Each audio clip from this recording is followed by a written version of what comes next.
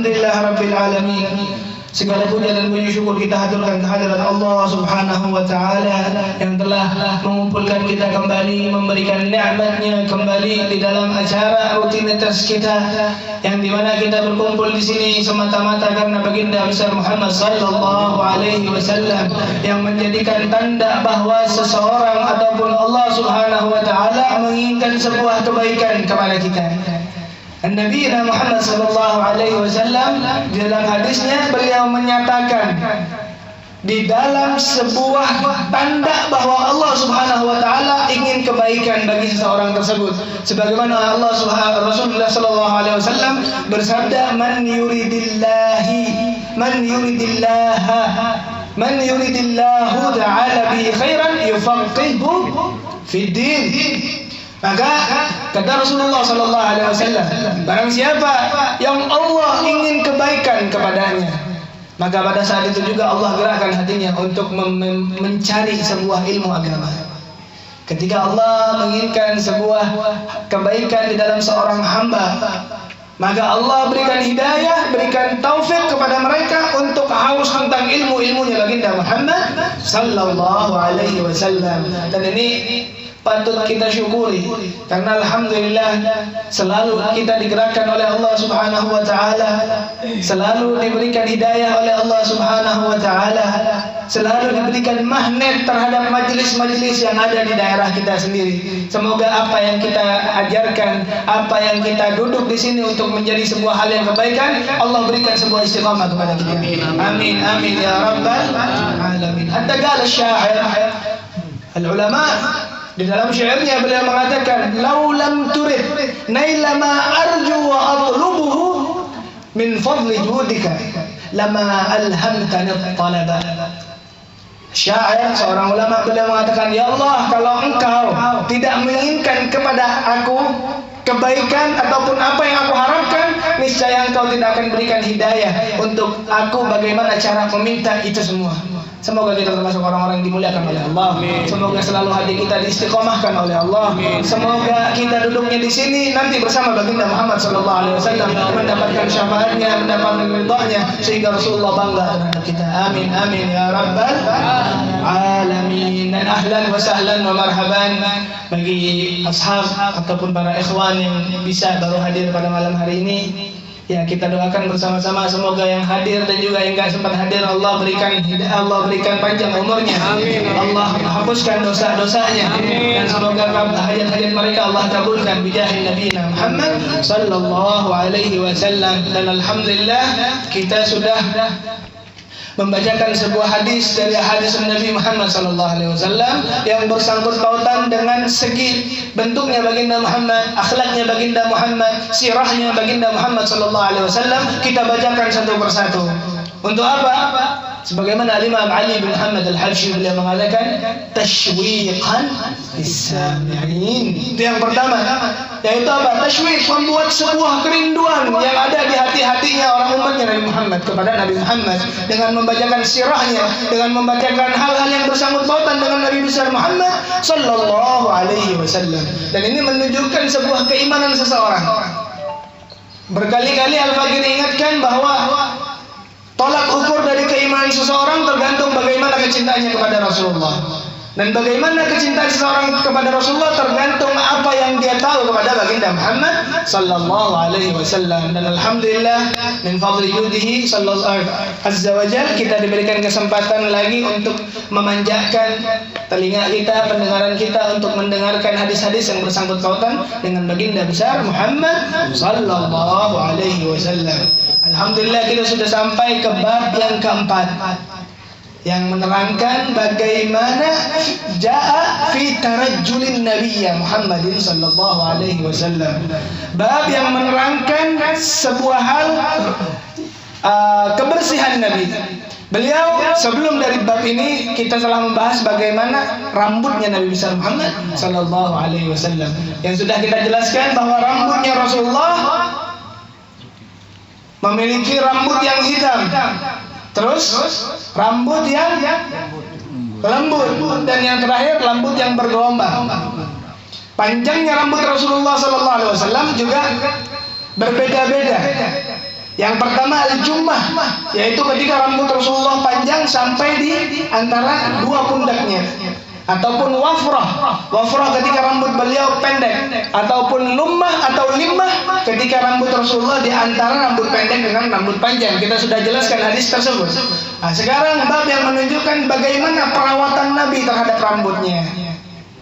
Bahwa ketika simbolnya agama kita, sebagaimana yang kita tahu, an-nadhafatu minal iman, an-nadhafah minal iman, sebuah kebersihan termasuk salah satu hal yang bersangkut pautan dengan iman. Dan itu juga dicontohkan oleh baginda Muhammad sallallahu alaihi wasallam yang beliau memiliki sifat ataupun memiliki kriteria yang mutlak di dalam keindahannya. Tidaklah ada seseorang yang bisa menandingi Rasulullah sallallahu alaihi wasallam di bab keindahan beliau. Sebagaimana Al-Imam Al-Busiri beliau mengatakan munazzahun an syariki fi mahasinih.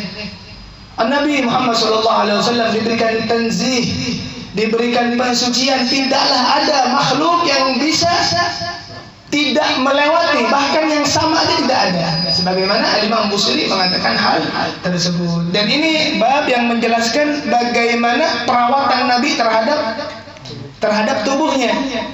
Dan ini dianjurkan oleh baginda Muhammad sallallahu alaihi wasallam. Dan sebagaimana kita tahu al-uswatul hasanah, sebagaimana Allah kekalkan ayat tersebut dalam Al-Quran sebagai tolak ukur dan panutan kita, maka niscaya kita berlomba-lomba untuk mengikuti baginda Muhammad sallallahu alaihi wasallam di umur at-tabi'ah, ataupun di perkara-perkara yang bisa dikatakan itu tabiat kita, itu adat kita. Sebagaimana Rasulullah tidur, Rasulullah makan, Rasulullah bersih-bersih, Rasulullah mandi. Kita mengikuti Rasulullah karena apa? Karena iqtida bin Nabi. Ini adalah panutan kita. Niscaya kita harus mengikutinya. Dengan niat seperti itu kita diberikan pahala oleh Allah Subhanahu wa taala. Allahumma shalli wa sallim ala sayyidina Muhammad.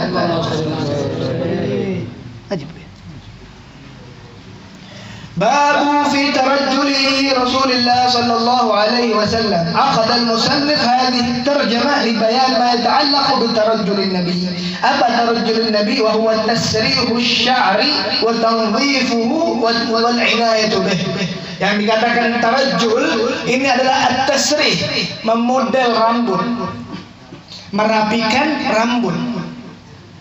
Wa tanzifihi, dan juga membersihkannya. Bagaimana kita merawat rambut kita? Al-hadis ini diriwayatkan, hadis yang pertama diriwayatkan oleh Al-Ishaq bin Musa Al-Ansari. Didapatkan hadis tersebut dari Ma'an. Didapatkan hadis tersebut dari Sayyidina Malik bin Anas. Sayyidina Malik bin Anas adalah imam mazhab dalam ahli sunnah wal jamaah. Beliau adalah tabi'in. Beliau adalah seseorang yang tabi'in. Ataupun tabi'in ini adalah orang yang hidup di zamannya sahabat Nabi. Orang yang hidup di zamannya sahabat Nabi. Yang beliau tidak mendapatkan baginda Muhammad SAW, cuman beliau bisa berguru dengan sahabat-sahabat Nabi besar Muhammad sallallahu alaihi wasallam. Mengapa ada istilah tabi'in? Merujuk ke sebuah hadis Nabi besar Muhammad sallallahu alaihi wasallam, beliau mengatakan khairul qurun qarni. Paling baiknya qurun ataupun masa adalah masaku, kata baginda Muhammad. Tsumma alladzi talawnahu, tsumma alladzi talawnahu, atau kama qala. Setelah itu zaman setelahnya.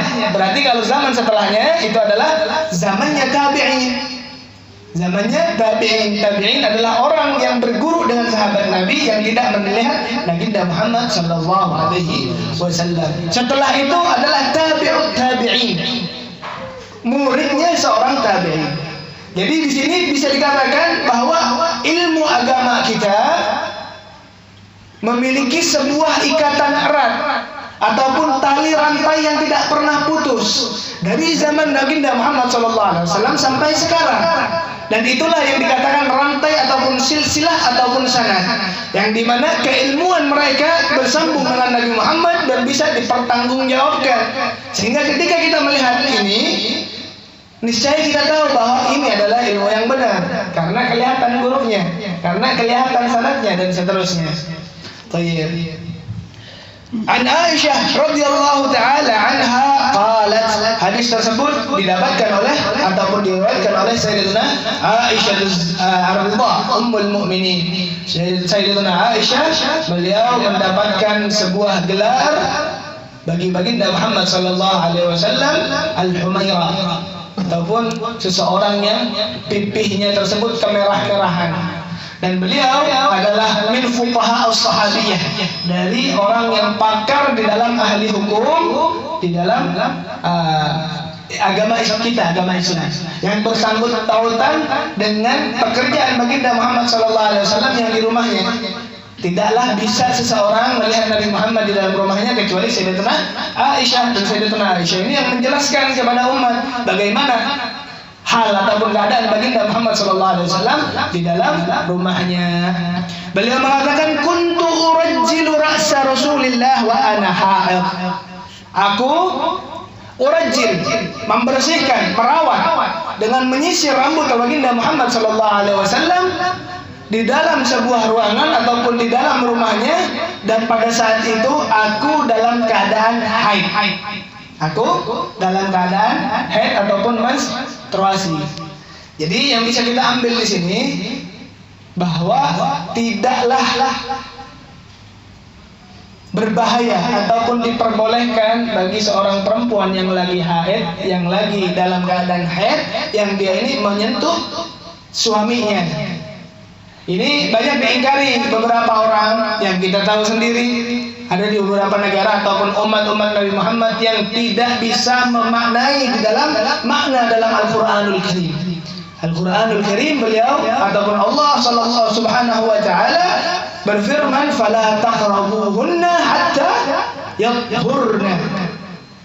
Ketika Allah Subhanahu wa ta'ala menceritakan ataupun memberikan sebuah hukum dalam Al-Quranul Karim di dalam bab haid, wa yas'alunaka 'anil mahid. Ketika urusan haid, Allah Subhanahu wa ta'ala menjelaskan fala taqrabuhunna, janganlah engkau dekati mereka, hatta yathurna, sampai mereka di dalam keadaan suci. Maka pada saat itu ada beberapa dari yang tidak bisa memahami ataupun paham secara zahir, secara makna ataupun arti dari Al-Quran, mengatakan bahwa seorang yang haid ini adalah seseorang yang najis, yang tidak diperbolehkan untuk menyentuhnya dan seterusnya. Maka hadis ini adalah penguat bahwa seorang yang haid ini tidaklah berupa sebuah barang yang najis, sebagaimana yang diomongkan orang-orang bahari ataupun orang-orang yang menyatakan bahwa orang haid ini tidak boleh disentuh dan seterusnya. Hadis yang kedua didapatkan oleh Yusuf bin Isa, yang didapatkan hadis tersebut dari Waqi'. Waqi' didapatkan hadis tersebut dari Ar-Rabi' bin Sabih. Rabi' bin Sabih mendapatkan hadis tersebut dari Yazid bin Abban Ar-Raqashi, dari Sayyidina Anas bin Malik radhiyallahu taala anhu. Sayyidina Anas bin Malik, Sayyidina Anas bin Malik adalah salah satu marbutnya baginda Muhammad sallallahu alaihi wasallam. Beliau adalah salah satu periwayat ataupun salah satu sahabat yang riwayatannya sangatlah banyak. Sebagaimana Sayyidina Abu Hurairah, beliau yang memiliki kemampuan periwayatan yang paling banyak Sayyidina Abu Hurairah. Ketika ditanyakan siapa perawi paling banyak, maka jawabannya adalah Sayyidina Abu Hurairah radhiyallahu taala anhu. Salah satunya juga adalah Sayyidina Anas bin Malik. Sayyidina Anas bin Malik beliau menceritakan kejadian yang bersangkut pautan dengan baginda Muhammad sallallahu alaihi wasallam. Beliau mengatakan, kana Rasulullah sallallahu alaihi wasallam yukthiru dahna ra'sih. Rasulullah sallallahu alaihi wasallam dari sifatnya, dari kebiasaannya, beliau sangatlah sering ataupun menjadi sebuah rutinitas baginda Muhammad sallallahu alaihi wasallam yukthiru dahna ra'sih, yaitu seringnya beliau meminyaki rambutnya. Jadi minyak rambut tersebut itu dari amalnya baginda Muhammad sallallahu alaihi wasallam.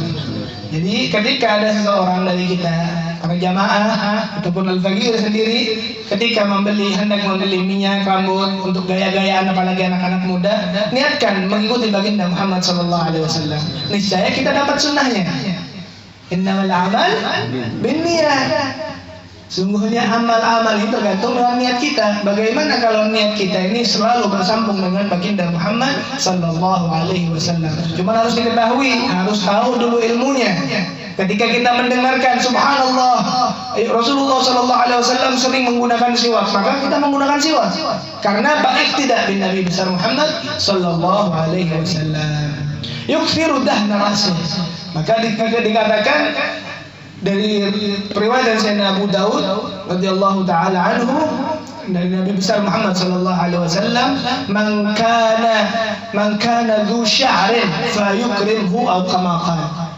Rasulullah mengatakan adanya barang siapa dari umatku yang memiliki nikmat yang Allah berikan dengan adanya rambut, alhamdulillah kita berambut seberataan. Maka kata Nabi besar Muhammad SAW, falyukrimhu. Apa? Maka hormatilah rambut tersebut. Maka hargailah rambut tersebut. Dengan apa? Dengan kita rawat. Sebagaimana subhanallah kita jelaskan sudah di minggu kemarin bahwa wa tarkuhu zinah, halquhu bid'ah. Ulama mengatakan botak rambut tanpa adanya sebab itu adalah bid'ah, adalah sebuah bid'ah. Cuman kita jelaskan, kita Ahlus Sunnah wal Jamaah memiliki sebuah etika ataupun tekad bahwa tidaklah sebuah bid'ah ataupun hal yang perkara yang tidak dilakukan oleh baginda Muhammad sallallahu alaihi wasallam semuanya adalah dhalalah ataupun sesat. Tidak, bid'ah menjadi dua hal. Ada bid'ah hasanah, ada bid'ah sayyi'ah. Bid'ah hasanah ini adalah bid'ah cuman bagus. Bid'ah cuman bagus. Bagaimana itu yang dipraktikkan ataupun yang terjadi di zamannya Sayyidina Umar ataupun Sayyidina Abu Bakar. Sayyidina Abu Bakar As-Siddiq radhiyallahu taala anhu, pada saat itu beliaulah yang menjadi peran terpenting dikumpulkannya Al-Quran jadi Al-Mushaf. Jadi kalau seandainya kita cerita tarikh, kita cerita sejarah bagaimana Al-Quran setelah meninggalnya baginda Muhammad sallallahu alaihi wasallam, pada saat itu adalah Sayyidina Abu Bakar sebagai pengganti. Sayyidina Abu Bakar takut dan beliau bermusyawarah kepada Sayyidina Umar. Beliau mengatakan, wahai Umar, aku melihat kekhawatiran yang sangat tinggi terhadap umatnya Nabi Muhammad. Maka yang aku inginkan adalah mengumpulkan Al-Quran ataupun ayat-ayat yang di antara para sahabatku. Pada saat itu yang kita tahu, sahabat-sahabat Nabi, beliau memiliki satu makta ataupun potongan-potongan tulisan ayat Al-Quran yang beliau menulisnya di kayu ataupun adanya beliau menulis di kulit dan seterusnya. Sayyidina Abu Bakar mengumpulkan hal itu. Maka siapa orang yang paling menentang pada saat itu? Sayyidina Umar. Beliau mengatakan, ya Abu Bakar, apakah engkau akan mengerjakan sebuah hal yang tidak dikerjakan baginda Muhammad? Maka jawaban dari Sayyidina Abu Bakar, lakinnahu khair. Ya Umar, ini adalah sebuah hal kebaikan. Maka subhanallah, Sayyidina Umar pada saat itu langsung merubah dari Muhammad dari pemikirannya, sehingga sebagaimana Al-Quran ataupun Allah firmankan dalam Al-Quran, fastabiqul khairat. Maka ingat dari ini adalah sebuah kebaikan. Maka orang yang pertama kali mendukungnya adalah Sayyidina Umar, dan terjadilah perkumpulan Al-Quran ataupun Sayyidina Abu Bakar mengumpulkan Al-Quran dan jadi mushaf wahid ataupun jadi Al-Quran yang kita baca. Ini adalah salah satu juhud ataupun pekerjaan keras para sahabat Nabi untuk membantu umatnya Nabi Muhammad sallallahu alaihi wasallam. Dan kata khair di sini yang kita ambil sebuah dalilnya bahwa kita berkumpul di majelis yang seperti ini semata-mata karena adanya kebaikan di majelis ini. Kita berkumpul untuk membacakan maulid semata-mata karena ada kebaikan di majelis maulid tersebut. Kita berkumpul untuk haul, untuk tahlil dan seterusnya karena adanya sebuah kebaikan di sana, yang dimana kebaikan tersebut merujuk di dalam dalil-dalil syariah. Jadi ini adalah hujjah kita. Ini adalah sebuah hujjah bagi kita. Niscaya apa? Kita berlaku ataupun berkelakuan ataupun beribadah sesuai dengan apa yang dianjurkan oleh baginda Muhammad sallallahu alaihi wasallam. Sampai mana tadi? Wa tasrih lihyatih. Nabi besar Muhammad sallallahu alaihi wasallam, beliau diriwayatkan memiliki janggut. Memiliki janggut yang tebal, yang tidak bisa terlihat bulu dagunya, ataupun tidak bisa terlihat kulit dari dagunya, dari saking lebatnya jenggotnya baginda Muhammad sallallahu alaihi wasallam. Dan jenggot tersebut sebagaimana apa yang diciri-cirikan oleh Sayyidatuna Aisyah, beliau mengatakan subhanalladzi zayyana ar-rijal bil liha wal mar'atu bid dhafa'ir. Subhanallah, maha suci Engkau ya Allah yang memberikan sebuah perhiasan kepada manusia laki-laki dengan adanya janggut, yang dimana janggut ataupun kumis adalah sebuah pembeda antara kaum laki-laki dengan kaum perempuan. Kita bahas ini secara mayoritas. Secara mayoritas. Beb, gimana Beb ulun ada tumbuh-tumbuh jenggot? Berarti kenapa pakai laki-laki kata?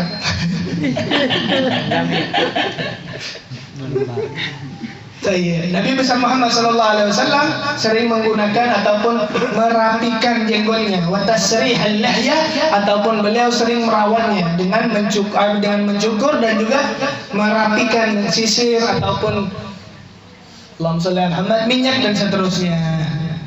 Wa yukthirul qina. Nabi besar Muhammad sallallahu alaihi wasallam beliau sering menggunakan al-qina.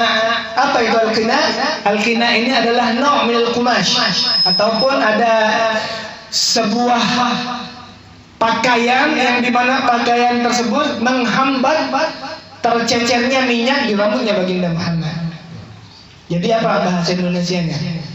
Ketika ada seseorang ke salon dengan meminyakkan rambutnya, dan ada kan alat untuk alas membuat sabun ataupun minyak tersebut tidak tercecer ataupun tidak mengotori bajunya.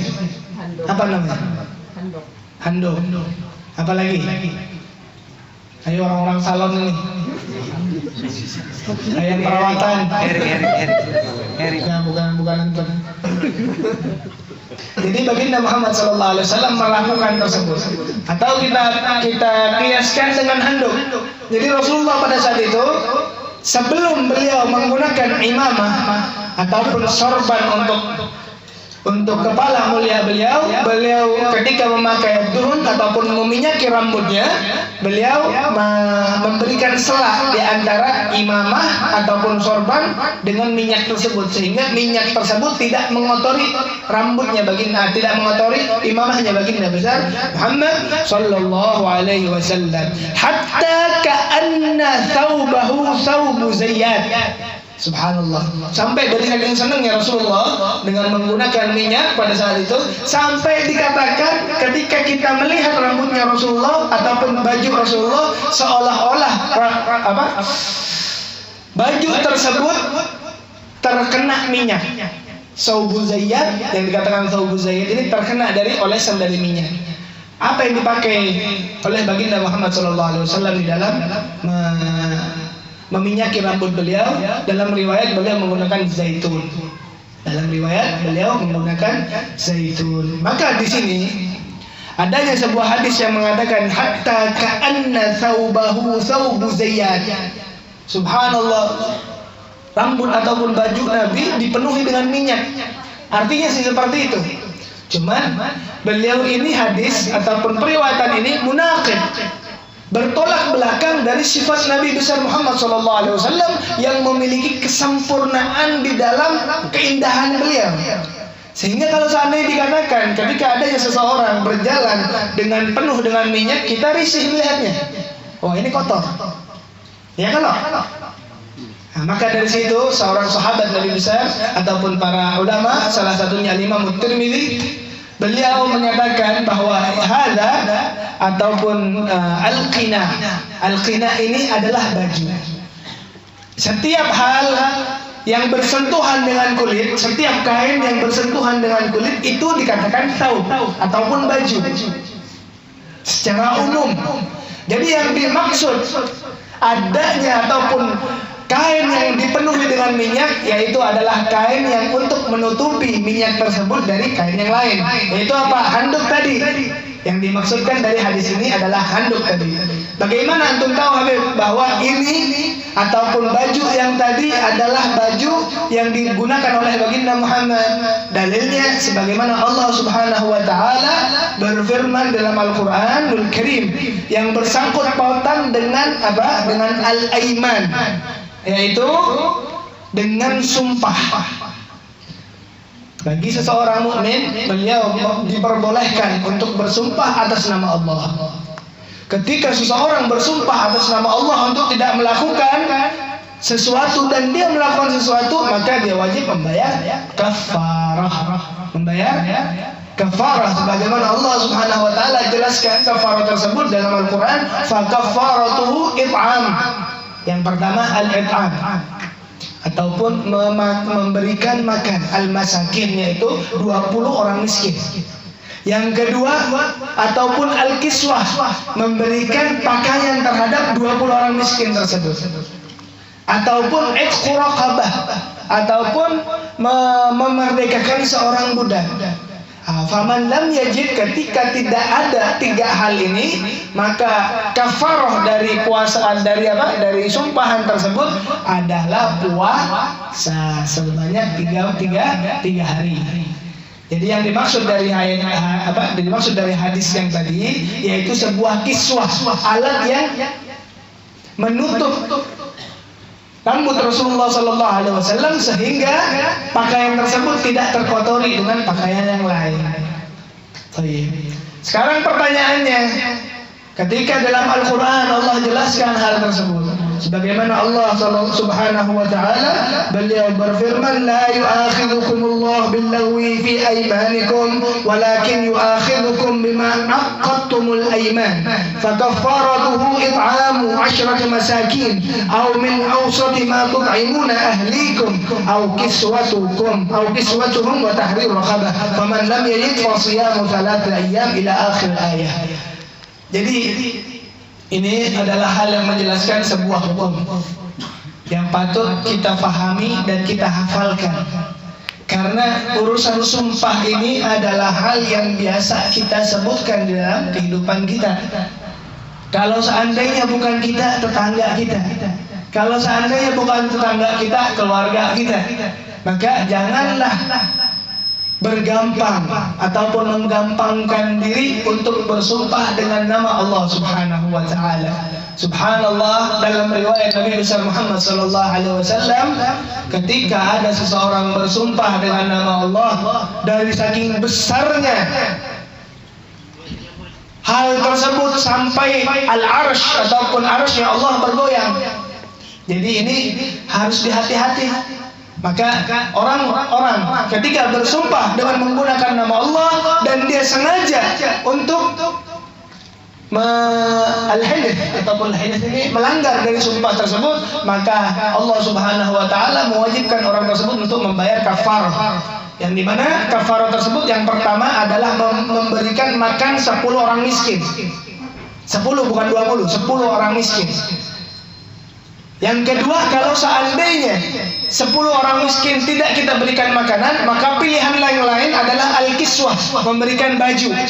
Yang dikatakan baju ini terserah, yang penting ini adalah al-thawb, yaitu pakaian ataupun kain yang menempel di tubuh. Bisa kita memberikan baju, bisa kita memberikan sarung dan seterusnya. Terus yang ketiga adalah tahrir raqabah, membebaskan seorang budak. Zaman kita sudah tidak ada budak, zaman perbudakan sudah tidak ada pada hari ini. Kalau seandainya tidak ada 3 hal ini, maka diwajibkan untuk berpuasa selama 3 hari berturut-turut. Jadi subhanallah, ketika yang kita tahu Orang yang melanggar sumpahnya adalah berpuasa 3 hari. Maka yang dijelaskan kita menambahkan wawasan kembali bahwa bukan hanya puasa 3 hari yang bisa menjadi sebuah kafarah di dalam pelanggaran sumpah kita. Cuman perbedaannya Imam Syafi'i ketika beliau membahas masalah ini di Minhajul Talibin, beliau katakan bahwa hal ini boleh kita pilih. Boleh kita pilih di antara puasa ataupun memberikan makan 10 orang miskin. Faham tuh? Insyaallah. Allahumma shalli ala sayyidina Muhammad. Dilanjutkan.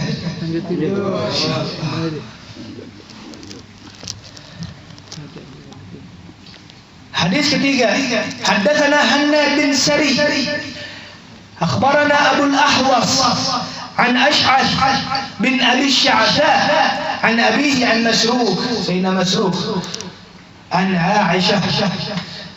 Hadis diberikan diriwayatkan oleh Sayyidina Aisyah.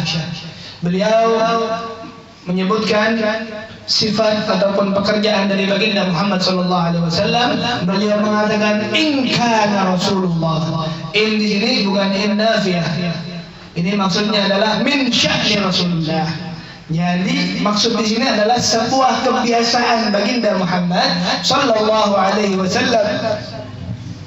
La yuhibbu tayammun fi tuhurihi idza tatahhar. Jadi dari sya'ni, dari kebiasaan, dari hal yang biasa dilakukan oleh baginda besar Muhammad sallallahu alaihi wasallam, beliau sering tayammun. Apa itu tayammun? Tayammun adalah memulai sebuah hal ataupun perkara dari kanan. Fi tuhurih, di dalam hal yang bersangkut pautan dengan bersucinya Rasulullah. Jadi hal ataupun sebuah hal yang bisa dikatakan itu adalah bersuci disunahkan untuk yang kanan duluan. Yang kanan duluan. Karena Rasulullah SAW lebih mendahulukan hal yang kanan daripada yang kiri. Rasulullah SAW ketika membasuh tangannya di dalam wudu, beliau membasuh tangan kanan duluan dan kaki kanan duluan. Dan subhanallah ketika mandi pun seperti itu. Ketika kita hendak berwudu ataupun kita mandi wajib ataupun mandi yang biasa, disunnahkan dimulai dari kanan. Dimulai dari kanan, yaitu dada kita. Kita ambil satu centong ataupun satu cangkir sampai satu gayung, yang dimana gayung tersebut disiramkan ke kanan dengan niat apa? Ya Allah, ulun mengumpati baginda Muhammad sallallahu alaihi wasallam. Saya ulun dapat pahalanya karena Rasulullah sallallahu alaihi wasallam yuhibbut tayammun, yaitu senang untuk mendahulukan hal yang kanannya daripada kirinya. Jadi seperti itu. Masalah ahlan wa sahlan Habibana. Nah, di sini.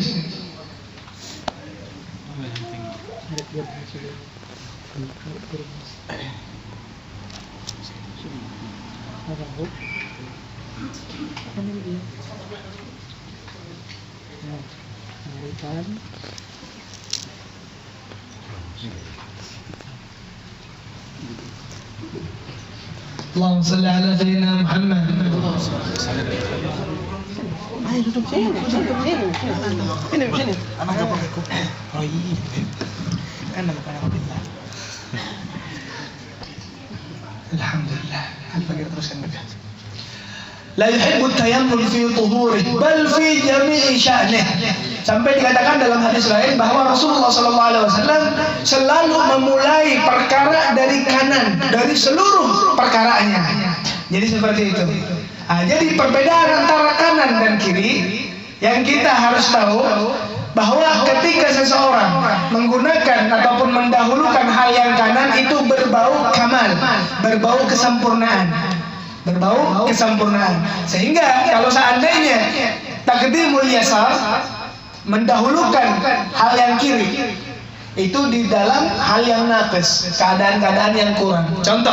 Ambil contoh bahwa tidaklah ada sebuah buq'ah ataupun tanah ataupun tempat di muka bumi ini yang lebih baik daripada masjid. Maka ini sebuah kesempurnaan. Maka ketika hendak masuk masjid, kita mulai dari kaki kanan. Subhanallah, ketika keluar dari masjid, kita bedakan bagaimana mulianya masjid dengan tanah yang di luar masjid. Maka otomatis kita turun dari tempat yang paling mulia ke tempat yang di bawahnya. Maka disunahkan untuk menggunakan kaki kiri. Kita ambil contoh juga ketika hendak masuk kamar mandi, maka disunahkan untuk masuk dengan kaki kiri, keluarnya kaki kanan, seperti itu. Wa fi tarajjulihi idza tarajjal. Subhanallah, baginda Muhammad sallallahu alaihi wasallam bahkan ketika menyisir rambutnya, ketika merawat rambutnya, Rasulullah sallallahu alaihi wasallam memilih untuk membersihkan ataupun menyisir dari rambut yang sebelah kanan duluan. Maka dari sini disunahkan juga fuqaha kita mengambil sebuah hukum ketika seseorang hendak membotaki ataupun mencukur rambutnya, disunahkan untuk mencukur di bagian kanannya dulu. Sunnahnya seperti itu. Apalagi ketika umrah setelah nusuk ingin membotakkan, maka disunahkan untuk dibotak di bagian kanan dulu. Mengapa? Karena baginda Muhammad seperti itu. Maka subhanallah, kita mengikuti baginda Muhammad dari setiap hukum yang dimana hukum tersebut dijalankan oleh baginda Muhammad sallallahu alaihi wasallam. Jadi subhanallah, kita kembalikan lagi al-iqtida bin nabi. Mengikuti baginda Muhammad sallallahu alaihi wasallam bukan hanya di sekedar hukumnya aja. Antum mengikuti baginda Muhammad di dalam pekerjaan yang wajib seperti sholat. Maka kita juga mengikuti Nabi Muhammad di perkara yang wajib. Kita mengikuti perkara di hal yang sunnah. Sebagaimana Rasulullah SAW menyunnahkan beberapa hal, faktor ataupun keadaan ibadah yang dikatakan itu sunnah. Sebagaimana sholat duha, sholat witir dan seterusnya. Bahkan subhanallah, kita dituntut untuk mengikuti baginda Muhammad SAW di hal-hal yang berbau mubah. Sebagaimana Rasulullah berjalan pakai kaki kanan dan seterusnya. Sebagaimana kalau seandainya ini benar-benar diikuti. Bahkan subhanallah, ada sebuah hadis Nabi Muhammad SAW. Beliau mengatakan, man ahya sunnati ba'da ma matat falahu ataupun fa'alaihi mi'atu ajri syahid atau kama qala. Barang siapa yang beliau menghidupkan sunnah Nabi Muhammad dikala itu sunnahnya sudah tidak pernah dijalani lagi, dia menghidupkan kembali, maka subhanallah, Allah berikan pahala kepada orang tersebut sebagaimana pahalanya 100 orang meninggal dalam keadaan syahid. Kalau seandainya seperti itu, berarti kita bisa ambil sebuah nilai, tidaklah ada seorang syahid kecuali surganya Allah subhanahu wa ta'ala. Semoga kita termasuk orang-orang yang dimuliakan oleh Allah. Semoga kita termasuk orang-orang yang selalu cinta dengan baginda Muhammad sallallahu alaihi wasallam. Amin amin ya rabbal alamin. Wa fi fi'alihi idzan ta'ala. Subhanallah, Rasulullah sallallahu alaihi wasallam bahkan ketika mengambil sandal beliau, mengambil alas kaki beliau memulai dari kaki kanan duluan. Ketika beliau hendak berjalan, melihat dari sandal ataupun sepatu ataupun apa segala macam yang bersangkut pautan dengan kaki, beliau menginjakkan kaki beliau ke sandal yang kanan dulu. Wa bihi ilaihi qala hadatsana Muhammad bin Bashar. Sayyidina Muhammad bin Bashar, hadis yang keempat yang bersangkut pautan dengan bagaimana Rasulullah merawat tubuhnya. An Yahya bin Sa'id. Yahya bin Sa'id, beliau adalah seorang guru dari gurunya Imam Ahmad bin Hanbal. Beliau juga salah satu teman karibnya Imam Syafi'i radhiyallahu anhu, yang Allah berikan kewibawaan yang sangat luar biasa kepada beliau. Sebagaimana Sayyidina Ahmad bin Hanbal ketika hadir dalam majelisnya Sayyidina Yahya bin Sa'id, beliau ketika belajar, syekhnya duduk, Sayyidina Yahya bin Sa'id duduk, Sayyidina Ahmad bin Hanbal tidak berani untuk duduk. Mengapa? Karena adanya wibawa yang sangat tinggi. Jadi subhanallah, ketika pelajaran seperti ini, Sayyidina Yahya duduk, antum berdiri. Kenapa? Karena adanya wibawa yang sangat besar. Jadi seperti itu Sayyidina Yahya. Dan ini sebagai sebuah etikat ataupun sebuah karakter seorang murid terhadap gurunya, sehingga sangatlah menjaga adab dan akhlak. Jadi seperti itu. An Hashim bin Hassan, an Sayyidina Al-Hasan Al-Basri, dari Sayyidina Imam Hasan Al-Basri. Siapa Sayyidina Imam Hasan Al-Basri? Beliau adalah seorang tabi'in yang beliau belajar ataupun beliau hidup di antara 130 sahabat Nabi besar Muhammad sallallahu alaihi wasallam. Sayyidina Hasan Al-Basri dikatakan beliau adalah afdhalul tabi'in, paling baiknya seorang at-tabi'in. طيب عن عبد الله بن مغفل قال نهانا رسول الله صلى الله عليه وسلم أو نهى الرسول صلى الله عليه وسلم عن الترجل إلا غبا.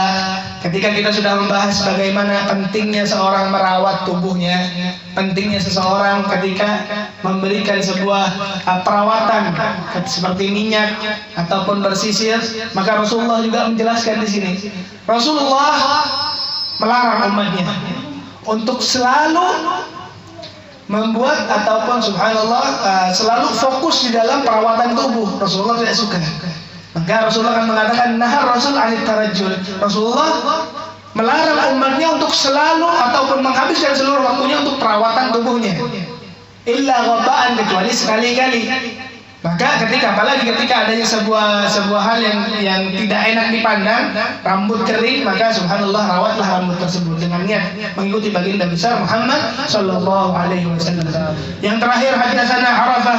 Hadis tersebut didapatkan oleh an rajul min ashabin nabi anna nabi sallallahu alaihi wasallam kana yatarajjalu ribban. Rasulullah di dalam ketika hal yang bersangkut pautan dengan perawatan tubuhnya, Rasulullah tidaklah sehari-hari merawat tubuhnya. Bahkan ada hal hari-hari tertentu ketika Rasulullah sallallahu alaihi wasallam merawat tubuhnya, dan ini menjadi sebuah hukum bahwa tidaklah seseorang mengihmal ataupun melalaikan dari merawatan tubuhnya, karena ini tubuh adalah sebuah titipan dari Allah. Mestinya kita harus rawatkan ataupun rawatlah, dan juga tidak selalu menjadi sebuah hal yang bisa melalaikan kita kepada ibadahnya, sehingga kita harus selalu merawat tubuh tersebut. Jadi i'tidal, yaitu tidaklah terlalu sering dan juga tidak lalai di hadapan ataupun di dalam keadaan merawat tubuhnya. Alhamdulillah selesai pembacaan hadis yang bersangkut pautan dengan cara merawat Rasulullah tubuhnya. Insya Allah besok ataupun di malam Senin yang akan datang kita membahas bagaimana Allahumma sholli Muhammad umur dari baginda Muhammad sallallahu alaihi wasallam. Alhamdulillah kita juga kedatangan Habib Zaid bin Syihab dari Banjar. Kita doakan beliau, semoga beliau panjang umurnya, selalu istiqamah di dakwahnya baginda Muhammad sallallahu alaihi wasallam. Semoga Allah bukakan keberkahan dunia dan akhiratnya bersama datangnya baginda Muhammad sallallahu alaihi wasallam. Amin amin ya rabbal alamin. Alhamdulillah. Dan insyaallah ada sebuah kabar baik. Alhamdulillah dulunya kita di sini sebagai sebuah wadah yang dimana wadah itu tersiarkan agama Islam, dakwahnya baginda Muhammad sallallahu alaihi wasallam. Dan alhamdulillah Al-Faqir tidaklah berjalan kecuali atas restu dari guru-guru kita, terutama guru kita yang ada di Hadramaut. Alhamdulillah kita sudah memberikan sebuah kabar kepada mereka, dan alhamdulillah guru sudah menamakan majelis ini dengan majelis Riyadhus Shalihin. Majelis Riyadhus Shalihin. Riyadhus Shalihin artinya perkumpulan orang-orang yang saleh. Alhamdulillah berarti antum seberatan di mata guru Al-Faqir sebagai orang-orang yang saleh. Allahumma alhiqna bihim insyaallah. Dan alhamdulillah di dalam keadaan peresmian nanti insyaallah Al-Faqir akan mengabarkan sebagaimana insyaallah kita akan datangkan Dr. Alwi bin Syihab, seorang ulama besar dari kota Tarim, yang insyaallah memberikan waktunya untuk kita di samping di dalam peresmian majelis kita. Ya, kita bersama-sama berdoa kepada Allah Subhanahu wa taala, semoga majelis ini semoga Allah istiqamahkan. Semoga majelis ini orang-orang yang berkumpul di sini semoga tidaklah keluar dari majelis ini kecuali Allah ampunkan dosanya. Amin. Kabulkan hajatnya ya Allah. Yang sakit Allah berikan kesembuhannya, dan memiliki hajat Allah kabulkan hajatnya. Amin. Semoga orang-orang di sini panjang umur seberatan. Amin. Dalam keadaan istiqamah di jalannya baginda Muhammad sallallahu alaihi wasallam. Ala hadhihi niyyah wa kulli نية صالحة وإلى حضرة النبي المصطفى صلى الله عليه وسلم. الفاتحة.